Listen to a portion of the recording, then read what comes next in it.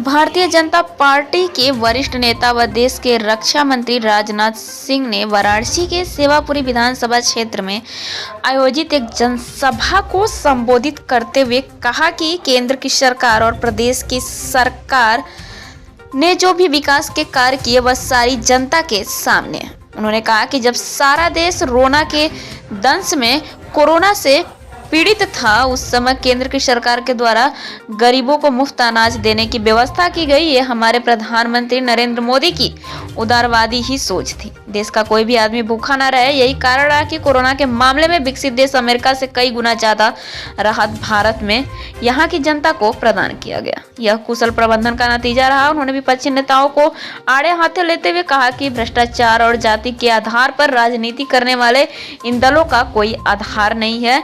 इन दलों के कारण ही राजनीतिक दलों के नेताओं पर से आम जनता का विश्वास उठता चला जा रहा है। लेकिन आपको बता दें, मैं विश्वास दिलाता हूं कि आने वाले कुछ समय के बाद फिर से राजनीतिक दलों पर विश्वास जमना शुरू हो जाएगा। भारतीय जनता पार्टी ऐसा करके दिखाएगी।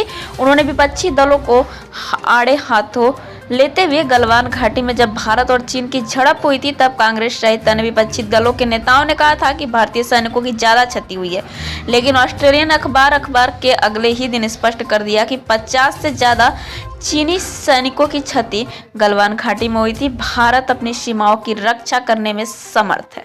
अब वह पहले का भारत नहीं है। इसी प्रकार से केंद्र में जब से मोदी की सरकार आई है, देश के साथ प्रदेश का भी परिदृश्य बदल गया है। राजनाथ सिंह सेवापुरी के भाजपा प्रत्याशी नीलरतन पटेल के समर्थन में सभा को संबोधित कर रहे थे। और फिर यहाँ सेवापुरी में सार्वजनिक सभा को संबोधित करना यह कठिन कार्य था। समय की कमी भी थी। प्रश्न सेवापुरी का और सेवापुरी के साथ मेरा भावनात्मक रिश्ता है पूरे औराई भदोही